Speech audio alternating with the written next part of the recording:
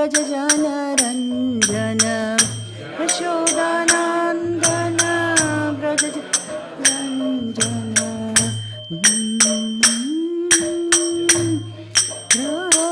वनचारी मतिरावनचारी यमुनतीरा वनचारी वनचारी जय राधा माधवा कुंज विहारी राधा माधवा कुंज विहारी जय गोपी जनवल्लभा गिरिवरधारी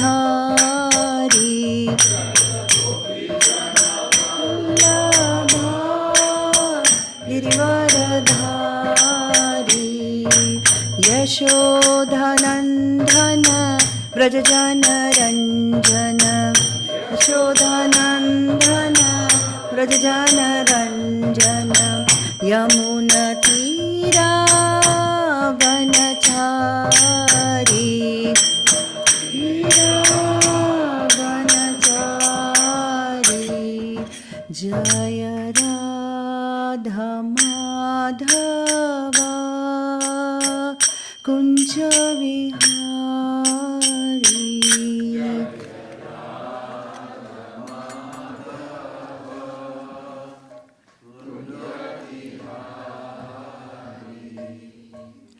ओम नमो भगवते वासुदेवाय ओम नमो भगवते वासुदेवाय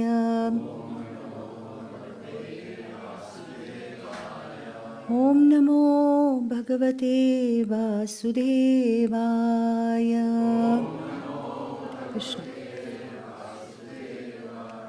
Let's start the invocation prayers. Om Ajnana Timirandasya Jnananjana Shalakaya Chakshurun Militam Yena Tasmai Shri Gurave Namaha Shri Chaitanya Manopishtam Sthapitam Yena Bhutale Swayam Rupa Katamayyam Tatadishva Padantikam Krishna Preshtaya Bhutale Shri Vedanta Swami iti namine namaste Saraswati Devi Gauravani Pracharine Nirvishesha Shunyavadi Pashyata Deshacarine Jai Shri Krishna Chaitanya Prabhu Nityananda Shri Advaita Gadadhara Shivasadi Gaura Bhakta Vrinda Hare Krishna Krishna Krishna Hare Hare Hare Rama Rama Rama Hare Hare Hare Krishna. Thank you again.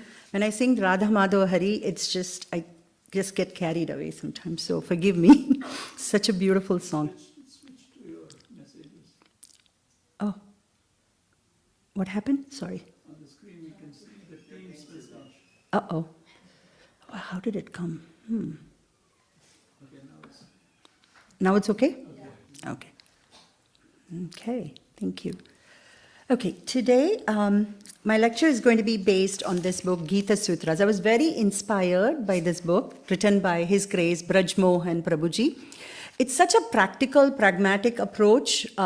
He covers all the 18 chapters in a very concise, like to the name, sutras, right? Concise. At the same time, very, very practical for all of us, whether we are professionals or, homemakers. It's such a wonderful book. I would encourage everyone to get this and read, because you can go through those 18 chapters very, very smooth, but also he gives you notes section where you can jot down your realizations and your notes. So it's really an awesome book. Don't miss that. What I'm giving you today is just a sample, just so that, you can see what's going to come up next chapters. Again, he has 18 sutras. So I'm just going to give you 2 in consideration of the time. So today's discussion topics, we're going to see introduction, the master's piece, a masterpiece, the battle cake, lost in doubt, the ego's theater, stuck with masks, takeaways. It's just my takeaways from this. I know these names are so good and really, initially when I was picking up this book, I was like, masterpiece, masterpiece. I can see that. What is this battle cake? But again, it's interesting. Let's go into it. So to start with, the master's piece, a masterpiece. Bhagavad Gita, as we all know, are the words spoken by Lord Sri Krishna.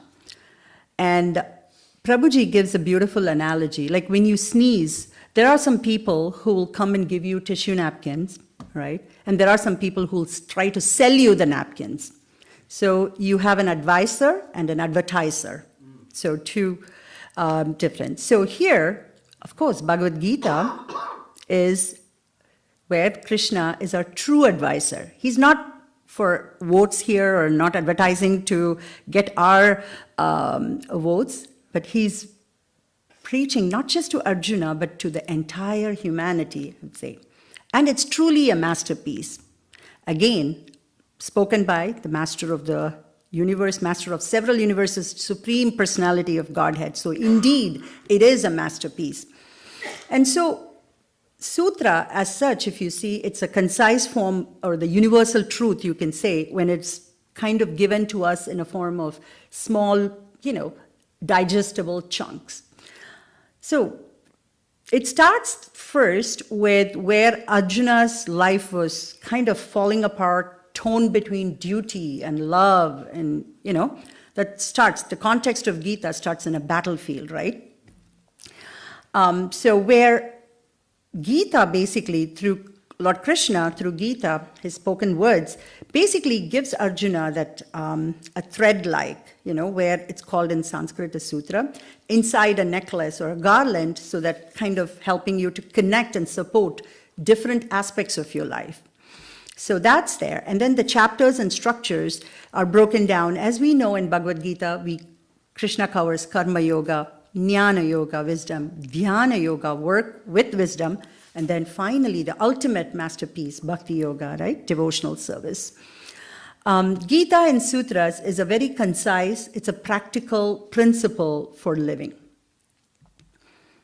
Let me go here.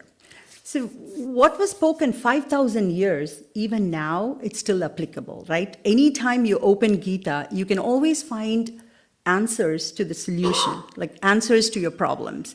And usually problems don't come on a planned way. They arise, like crisis comes in when you're in the middle. It doesn't even start when you're starting a career or starting a relationship or having a baby, It's in the midlife. That's why they say it right there. So Gita gives you basically a framework of how to deal with crisis and yet be in this world and not be off of this world. Work for this world, but not be off of this world. Because we know if we start to look at this world, we'll see a lot of fragmented portions. The world is sometimes, when you look at it, as pessimistic as we can be, it is broken in many ways. But it doesn't mean we should be broken. We can still, and that's what Gita helps us here. So, the first chapter, the battle cake, and I want to start with the first verse in Bhagavad Gita, chapter 1, verse 1. Dhritarashtra uvacha dharmakshetre kurukshetre samaveta yuyutsavaha mamakaha pandavaschaiva kimma kurvata sanjaya.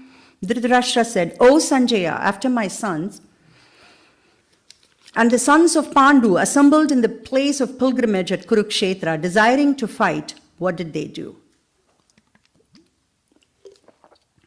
This is where it's setting the context. The game begins, right? Basically, the start of the story. I'm sure many of us have played musical chair in our school days, college days. The analogy here is in musical chair, what is happening is it comes down to those two people exactly, right? Where you have one chair, two people, limited resource, infinite desires. Isn't that our world right now? Limited resource, infinite desires. So Prabhuji gives a ratio here. It's very interesting. H over happiness ratio. This is called happiness ratio, where he says, you have your resources on the numerator, and the denominator is your desires. So as you go, the desires increase, your happiness ratio comes down, right? Resources, as we know, it's not, infinite, it's finite. You have certain amount of resources that you're given. So our journey, if you see, from womb to tomb, or they say from, a maternal ward to mortuary ward, in other words, Prabhuji brings in here the term battle cake because to showcase the struggles, the imbalance between the desires and the resources. I'm sure everybody in this room must have encountered a way where we wanted something badly but couldn't get it. Whether it's a title, whether it's a house, whether it's a car, whether it's some job in some esteemed organization. So that's where this thing starts, because the setting of this story as such, like Bhagavad Gita as such, if you see, it starts in a battlefield. And every day we are in a battlefield, if you think about it, right? So we go out, we see innumerable personalities we encounter, whether it's at work, school, So every place we encounter these different personalities, these frictions, and, we try to overcome. And how can we overcome? With the balanced mind is what Bhagavad Gita starts out with. And that's where the game begins, Prabhuji says. The Kurukshetra war has a cake. And what is that cake? Can somebody guess? They say, right, you can't have the cake and eat it too. But then here, cake means? Take a guess. Absolutely, Mataji got it. Good job, thank you. Cake is here the nation, in fact, Bharat, if you think about it. Pandavas, they were very content with these 5 villages, right? They were very happy. But whereas Duryodhana, master of desires, I would say, he did not want even a cent of land. He said, I'm not going to give a cent of land to my cousins, Pandavas. So he was extremely, what we can say, greedy. And Lord Krishna tried to mediate between these two teams, I would say, but he was not successful. So war has to come in, so it has to be determined by the war, and that's where Kurukshetra war comes. Again, the first verse in Gita starts with the context is set, and the first verse itself starts with the desires and fears. What do we mean? So where is our FD invested in? I'm not talking about our money, FD, fixed deposit, FD, but here it's fears and desires. Where is that invested in? What platform are we having this fears and desires? Either we are running after a desire or running away from something because of our internal fear, right? Isn't that what the truth of our life is like? And so the Gita starts, even when Dhritarashtra is asking to Sanjaya, internally he's kind of broken, he's worried because he knows that his son is not going on the path of dharma.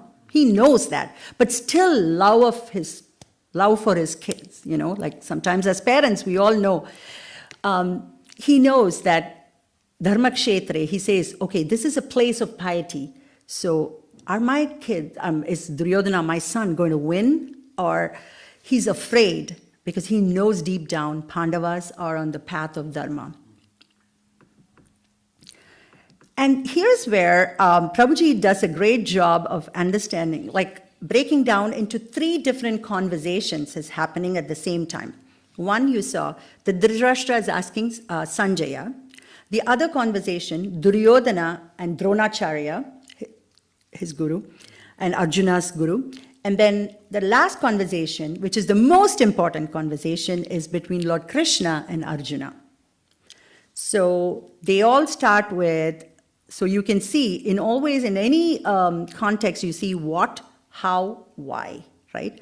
The why is where the power is. Like many of you must have heard about Simon Sinek, the why behind everything. That's where the maximum bang for the buck is, they say. But in this 3 levels of conversations, if you were to break what, how, and why, as they say, small minds discuss people, what. So Dhritarashtra is asking Sanjaya, what's going on? What's happening in the battlefield? And then average minds, as you know, discuss events, right? Duryodhana and Dronacharya conversation, where how can I ensure that I have victory on my side? What do I do? And he's talking to Dronacharya again. And great minds discuss ideas, which is again Arjuna and Lord Krishna. Why are we, and the question here is why? Why am I fighting against my own kinsmen here? Why should we fight when it defeats the purpose of happiness? Nobody is going to be happy with the war, right? We all have seen with what's happening with Russia and Ukraine. Nobody is happy. The whole world is suffering because of that one, because nobody wants bloodshed. And this is an act that's going to bind us also, because there's going to be some consequences that are going to come out of the war. So, as you can see, the what, how, and the why. The why is where Gita, it's the best, because that's where Lord Krishna speaks to Arjuna, his disciple.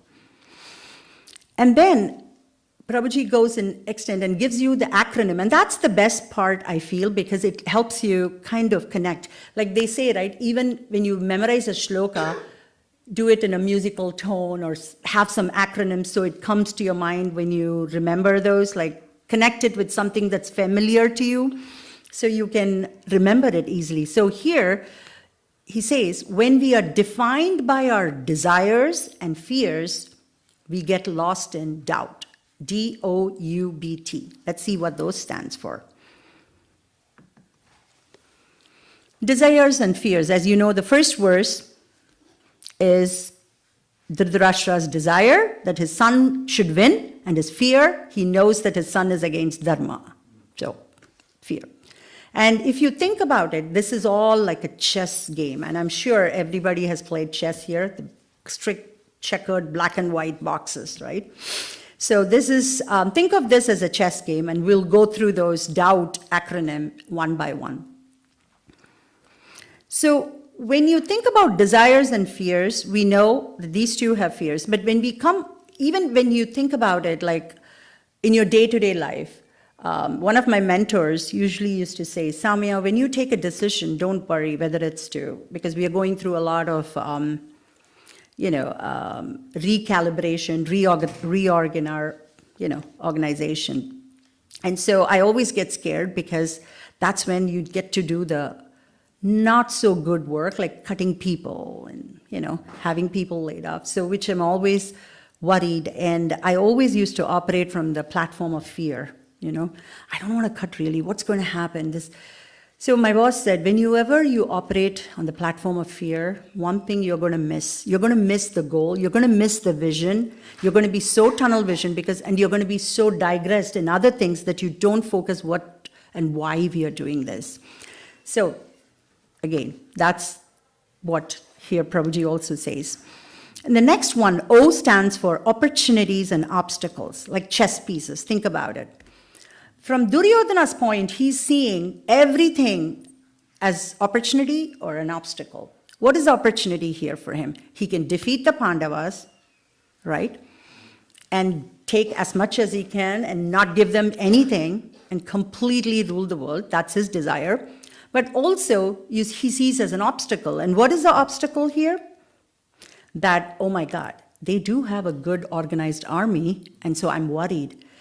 And he goes to Dronacharya with this external confidence, like, basically pretending that he's super confident here, saying, oh, people around me are willing to fight and give their life to me so that I can become a king, But he doesn't realize that he's speaking to his guru here. Instead of listening to his guru, he's advising to his guru as to how to position the army. So this shows a person, if you would have seen a person who's extremely self-righteous or glorification, or even if you think about, like, they're not internally confident, but then they're supposed to be externally confident. Those people, they often kind of glorify themselves, tend to. Insecurity is what that leads to. And that's why he also quotes Quincy Jones, the ego is an overdressed insecurity. That's how it is. So here is Duryodhana talking to Dronacharya, and sometimes even inciting Dronacharya, because he's saying, remember, Drupada's son, he's going to be there on the other side, fighting with Arjuna. So that incites, Dronacharya. But he knows, and also the other obstacle he sees is, he knows that his guru has a soft corner for Arjuna. So that scares Duryodhana a lot. He felt that could come in between his victory, like it could come to hurt him, basically. So he starts to highlight and starts to do self-glorification. One thing is, he talks so much about the strengths that he neglects the weakness of his army. So if you think about it, Kaurava's team came together with their own agenda in their mind. Everybody had their own independent agenda. It's not that they came for a common, wonderful cause here for Duryodhana to do something on a dharmic path. Like you see, Karna had his original, agenda. You see, every player who are in the team Kauravas had their own individual selfish agenda there. So if a team is comprised of people having their own agenda, not following the leader's vision, what happens? It gets fragmented, right? The goal is not, you're going to be definitely falling short of your goal, and you're going to miss that, in fact.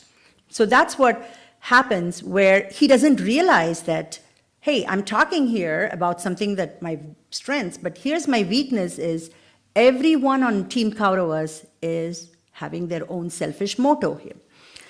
Whereas Arjuna, if you think about it, Team Pandavas, they are on the dharmic side.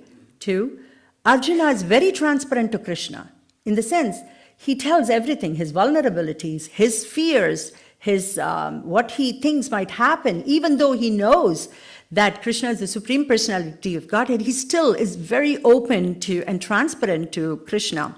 He expressed his fears, and because he shared such a close relationship and a friendship with Krishna, So you can see, the reason I'm highlighting these two are because you can see how, when you look at life as opportunities or obstacles, you're going to lose the most important point or the most important priority in your life.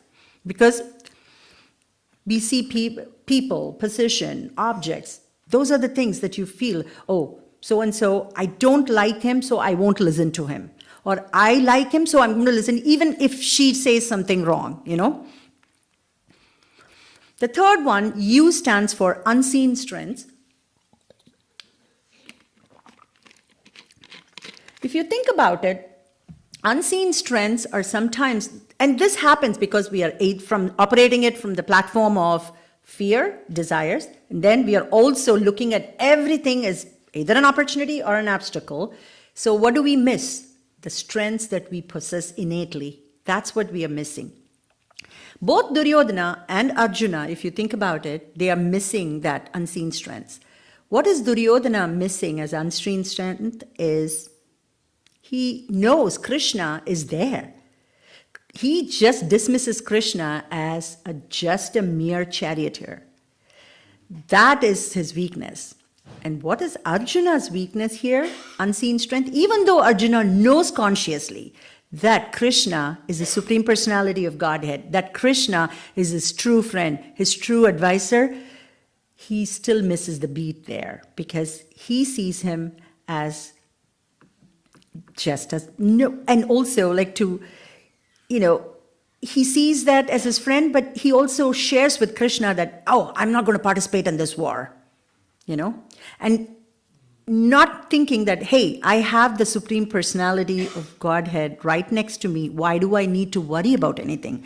If he is with me, then I'm on the right path, right? So that is what both of them are missing, and their unseen strengths here. The next one is biased observations, B. bias is something we often go through every day in our lives, whether it's a conscious or unconscious bias. And there are so many cognitive biases, like they say 20 different types. One is like common one is the bandwagon effect, we say, right? Like everybody is doing it, so I'm also going to do it. It doesn't matter whether I believe in it or not. Just because somebody is following it, I'm just going to go with it. Without realizing that, to me, the road less traveled would be more enticing than, thinking outside the box here. But generally, 90% of the time, we all follow and believe what majority goes, I'm just going to go with it. So, and that is where the observation, like biased observations can come again through all these culmination of all this doubt, opportunities and obstacles, unseen strengths. And so you're now looking at everything from a tunnel vision or a biased way that either they are good or bad. No. Or you don't get to see what's going on in their lives without understanding the whole situation, because you're so clouded with all these things. And also, one of the things, like as I was reading, I was just realizing is sometimes we know that this is like intellectually we think of certain things. When you think about it in an intellectual way, you take a rational decision versus something guided by emotions. Like, for example, especially for me, there have been many a times when it comes to my kids, I'm always like, I cringe sometimes because I get guided by emotions. And as a mother, that is the job description, I would say. But again, here, what I feel like after reading Prabhuji's book and also the first chapter, I felt that, yes, the brain always seeks safety, not growth. But what sometimes we don't seek or we are missing out on that growth we are missing. So Arjuna knows that in the battlefield, he knows every one of them, he has defeated them individually. He's the greatest warrior, but still he's looking at it, he starts confidently, but again, he's overridden by anxiety, fear, and also the concept of, here is my Guru Maharaj Drona Acharya, here is Bhishma Pita, and why are they not with me? And why are they against me? So he's going into all those turmoils, and as you can see, the context here I'm setting here is to give you guys what Arjuna is going through is not something esoteric. It's more practical. Like we all go through this. Like there has been numerous occasions, I'm sure we must have felt, okay, there is something where we feel something is right or we want to be right. Those are two different things, right? There are some occasions where we want to be right truly, but there are some occasions where we feel right. So how do we intellectually overcome, the emotional side, and take decisions on the rational side? That's what this particular sutra number 1 emphasizes is, more than feeling right, be right. And take decisions from the intellectual point of view, although, you will be overcome and overridden by anxiety and fears and emotions. And also, if you think about it, Arjuna goes through a lot of turmoil in his mind. And although he's grateful to Drona and Bhishma, because to him, who he is because of them, but still his intelligence is clouded completely as to going back again to what I said, how can they do this to me? Why are they not on my side? So the next one, total checkmate, stalemate, you can say in chess, right? Like a panic attack comes to you. I'm sure many of us have undergone, I have undergone many times. The panic attack is you're paralyzed completely. You don't know what you want to do the next moment, or you're like completely lost. And that's what Arjuna is right now going through. If you can imagine him on the chariot, he asks Krishna to take him to the middle of the war, and there he's looking at all his kinsmen, and he is completely paralyzed and totally lost and overcome with basically having a panic attack. And he's trying to give Krishna innumerable reasons, and the 5 most important reasons he's saying is, here's my kinsmen, I'm seeing all my cousins here, how can I kill them? Compassion, he's like thinking about, oh my God, how can I do that? And then he's saying, oh, what will happen? Nobody's going to be happy from this war, so why do I have to fight this war?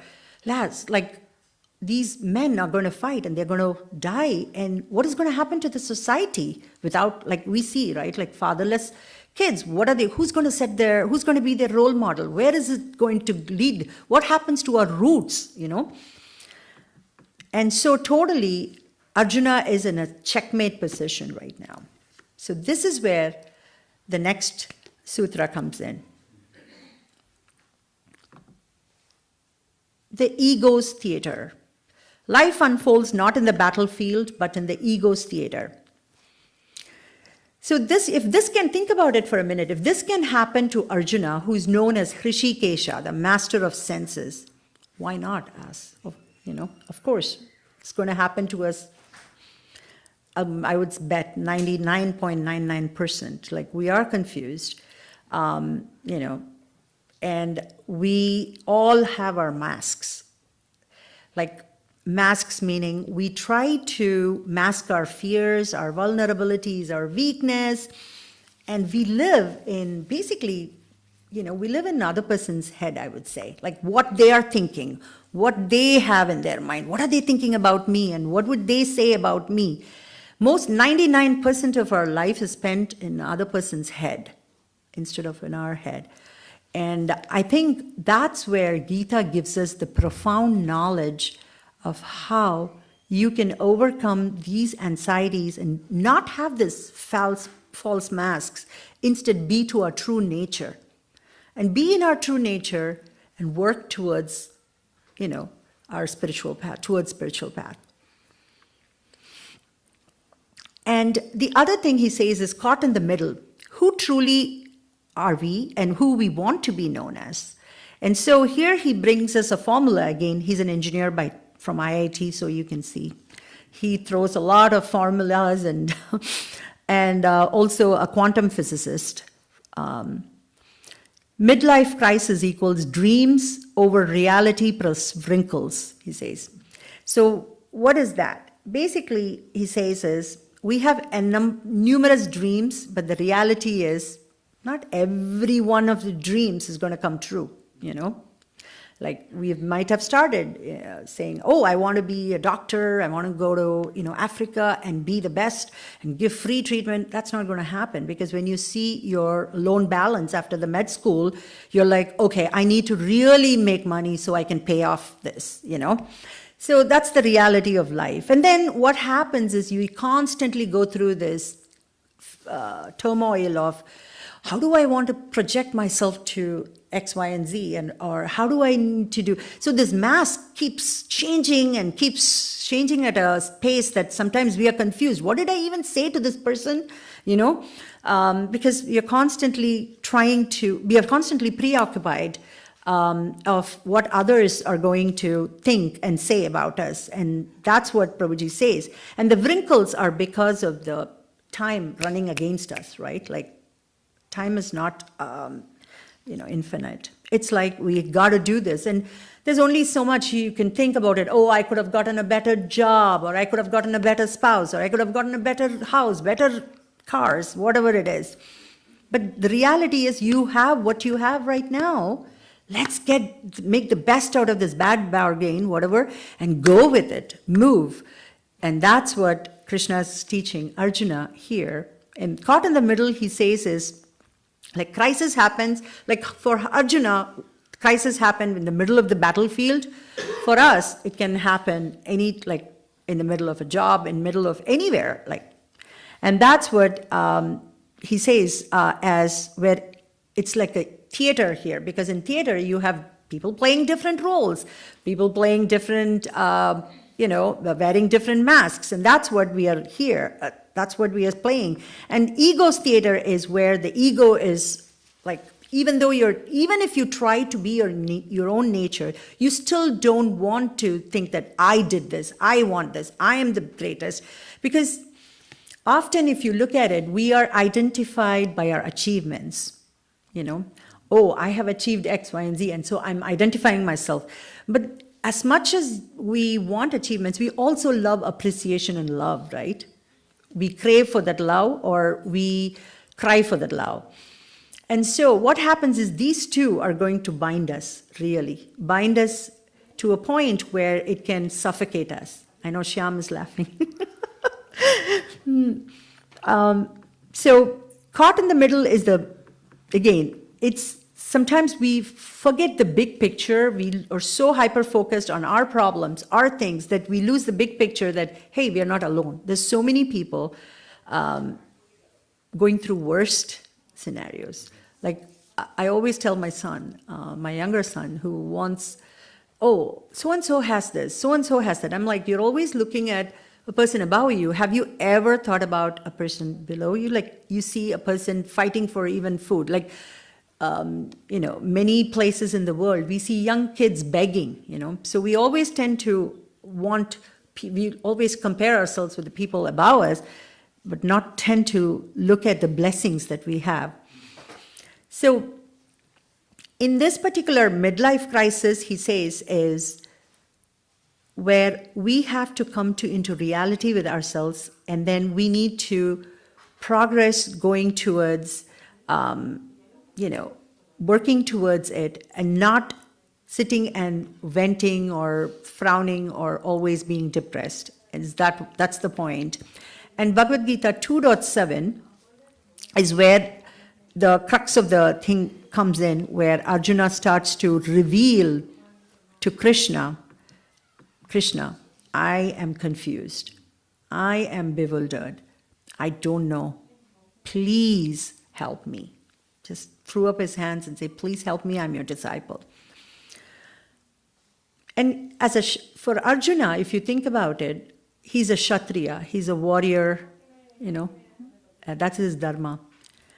And for a warrior, he's thinking, should I play my role of a warrior, or should I play a role of a family man? Because he is a good family man too, And I think we go through certain things, not exactly like Arjuna, because we are not, living in those ages, but we go through saying, is it good for me? I really want to go here, but to this X, Y, and Z place, but that's going to put a steep dent in my wallet because I need to pay for my kids' school or college, So we often go through the way of, okay, this is my dharma, this is what I need to do, but it's okay for me to sacrifice sometimes, to do. So these kind of situations and trials and tribulations, it's not just Arjuna, we also go through, but Arjuna is he's a yogi, and he has Krishna with him, and he's asking Krishna, please, I've lost composure, please help me. And the other thing is also, before I go into chapter 2.7, that verse, what is the answer? Sometimes I always wonder, when I'm confused about certain decisions, what is the answer? But sometimes certain problems don't have a right or wrong answers. It's like you just have to find the purpose. That's where this whole thing lies, is we have to know a reason why we push through this. So even when we don't know whether we are doing it right or wrong, if we know the purpose, I think it'll give us a little bit of clarity. And so Arjuna, as much as he's physically weak, emotionally weak, intellectually confused, that is this verse. Karpanya dosha pahata svabhavaha prachami tvam dharma samuddachetaha yat shreyasyan nishchitam bruhitan me shishyasteham sadimam tvam prapannam. Now I'm confused about my duty and have lost all composure because of miserly weakness. in this condition, I'm asking you to tell me for certain what's the best for me. Now I'm your disciple and a soul surrendered unto you. Please instruct me. So to the next one. So the ego stator again has, acronym. Let's go through that quickly. Mastery to miserly, affection, achievement. We saw, right? Arjuna is the master class warrior, you can say. And he is in a miserly weakness here. Like he's completely paralyzed because here's his affection, here's his achievement. Affection for kinsmen, achievement as a warrior. Anxious actors. Atma is unaffected, but atmosphere affects the conditioned soul. So what is that? So this is where we know that the soul, Krishna, while he is talking to Arjuna, he gives the entire lecture on the soul and how the soul's what are all the qualities of the soul and what a soul is and how it's completely unaffected. But however, atmosphere affects the conditioned soul. For example, our behavior sometimes can be guided by fear. We saw that.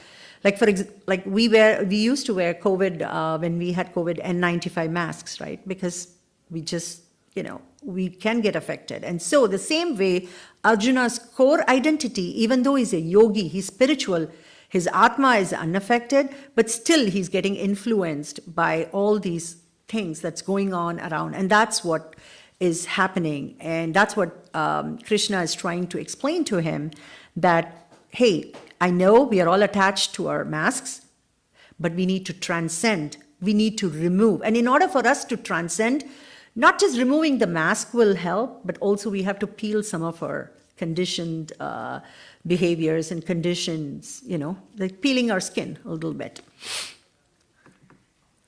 In the same way, Lord Krishna explains to Arjuna that he's feeling compassionate, that's good, but he's feeling compassionate for just the outer layer, just the dress alone, because the body is just like a dress, right? As we go through, we know that as we go through youth to old age, it's like we're changing and then we move on. It's like changing a dress. Same way.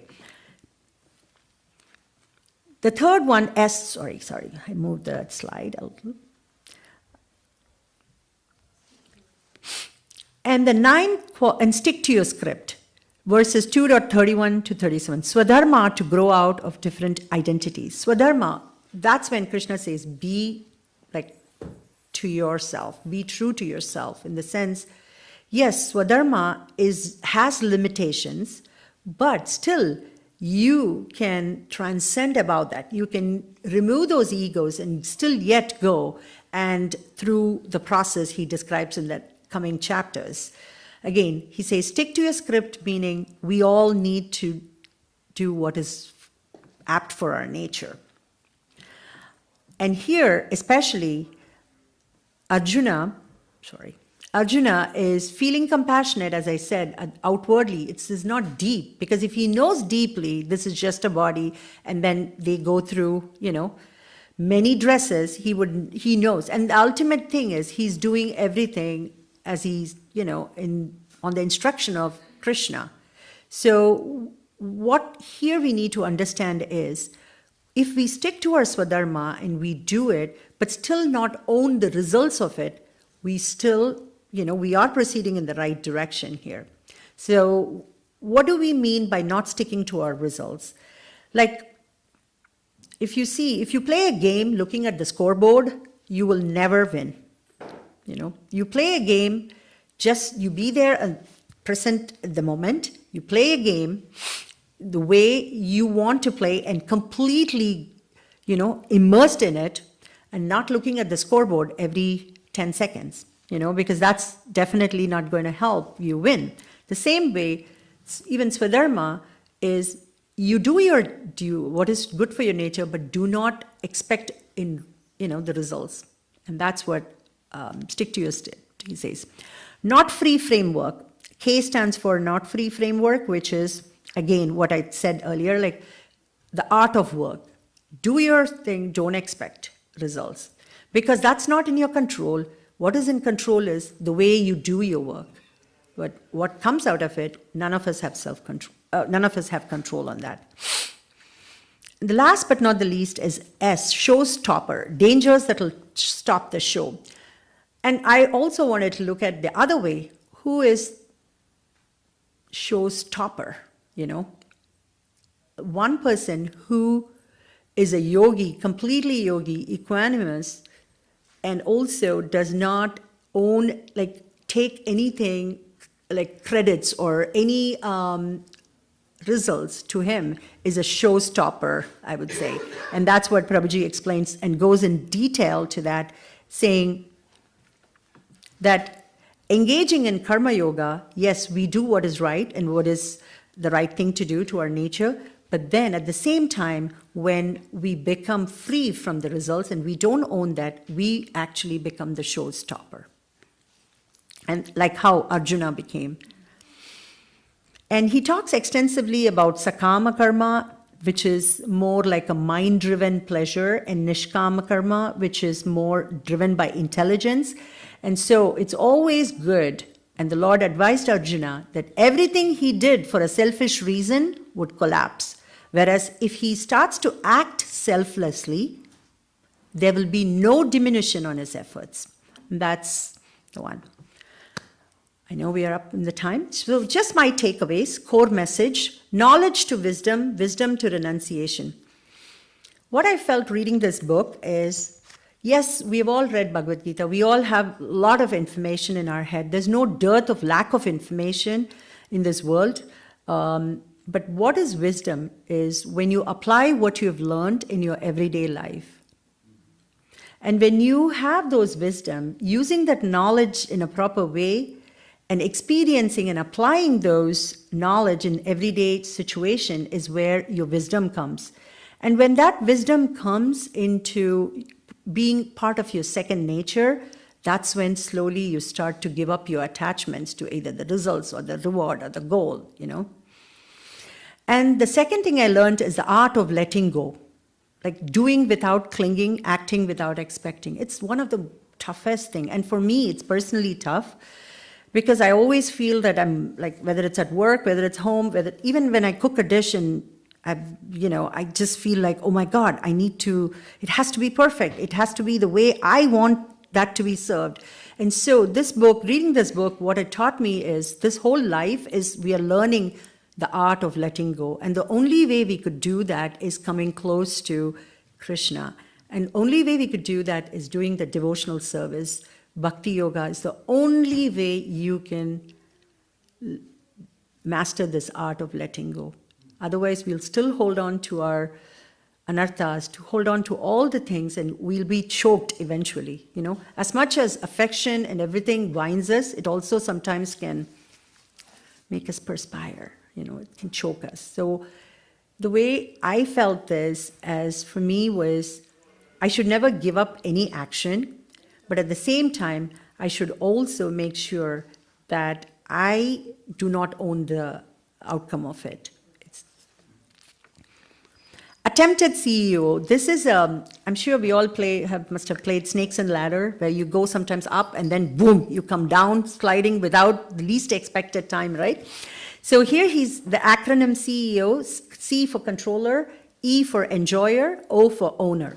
Controller, when you read I'm sure many of you must have read history where Alexander the Great, he had 3 wishes, his death wishes. One is, he said, my coffin should be taken by a medical doctor so that everybody should know that no matter what medicine the doctor has given, nothing could save me. So human beings, you know, you cannot live forever. I mean, nothing in science or nothing can save you. Gopal ji ki jai, Sitaram Lakshman Hanuman ji ki jai, jai Gauranitai ki jai. And then the second thing he wanted, I'm just finishing up. The second thing he wanted was that all his possessions, wealth, jewels, everything to be strewn like on both the sides while his coffin is taking the parade, because he wanted to show that nothing, basically, whatever you come, you know, so much wealth you've gathered in this life stays behind. last but not the least, he also said my hands should be dangling out of the coffin, because for all of us to see, so that we come with emptiness and we go with empty hands, right? Empty-handed, we go with the empty-handed. So from that, it kind of taught me, okay, controlling. That is one aspect I needed to personally change, and I'm praying for that. And then enjoyer is definitely not, we are not the enjoyer, and the Supreme or the Lord is the enjoyer, and we do everything for His pleasure. Owner, we don't own anything. This is not our home. Like somebody asked me, oh, I don't live in this house anymore. This is just my temporary. I said, we all live in a temporary household because our permanent abode is up there. So with that, I'll just thank you and stop here. I wanted to acknowledge and really, really sincere thanks to His Grace Braj Mohan Prabhuji for this wonderful and pragmatic book. For me, it really helped me a lot understanding Gita at a different perspective and how I can apply Gita in my everyday life.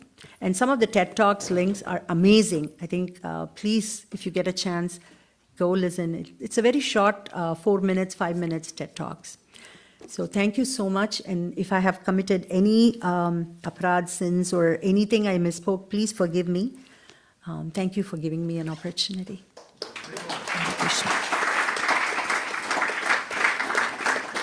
Any questions? You, okay. Quick question. So I think she said Arjuna was known as Rishikesh, actually it's Krishna's name. It's more applied to Krishna, master of the senses. Arjuna is Gudakesha, right? conquer sleep. Did I say? Arjuna? Oh, I'm sorry. Thank you so much for bringing that. So I have a question. Yes. At the beginning you said the resources are finite. Resources are finite, yes. Desires are infinite. Yeah. But I think, like even in Sri Upanishad it says, God is complete and everything that comes from Krishna is complete and perfect. And He can keep on giving resources for humanity. And even when our Guru Maharaj was here a few weeks ago, he said, we are not having enough children. Krishna conscious people are not having enough children. Mm-hmm. We should have more children, we should have more families come to the temple, bring all the children to the temple, and all those things. So, don't you feel that resources are actually quite a lot if it's used in the proper way? And, Krishna can feed. I think Prabhupada also said that Krishna can feed all the elephants in the forest. Why can't He feed us? There's enough for everybody. And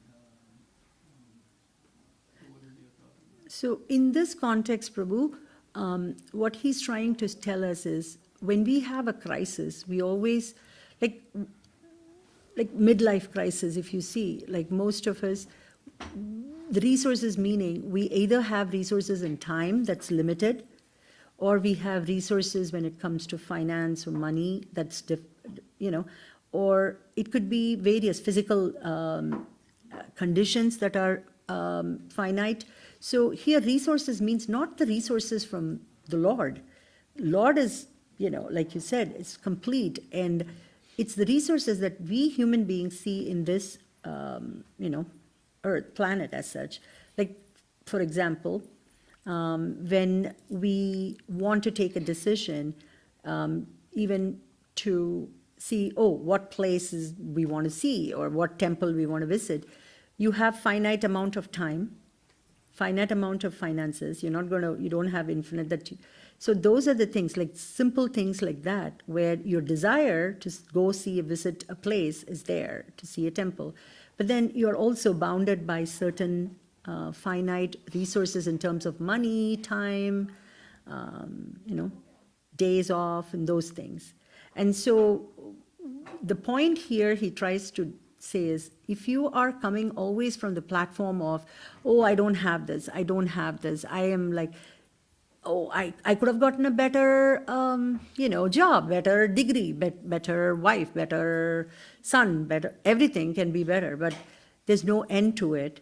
And what you need to start doing is, instead of worrying too much, just make the best use of the bad bargain here. And that is, okay, I have this, but I'm going to still not stop working or stop doing this. I'm going to continue in doing this, but I'm going to connect myself and I'm going to build my relationship with Krishna and develop spiritually and do devotional service. That's where he says will give you ultimate happiness. Because if you're constantly going to be materially motivated, there's no end to it. And you're not going to be fulfilled at all. Always going to end up in a crisis. And that crisis, again, will lead to many. So that's my, unless senior Vaishnavas, if you have any thought process. Okay. Sorry. Thank you for bringing that point up. Thank you. Thank you. Thank you.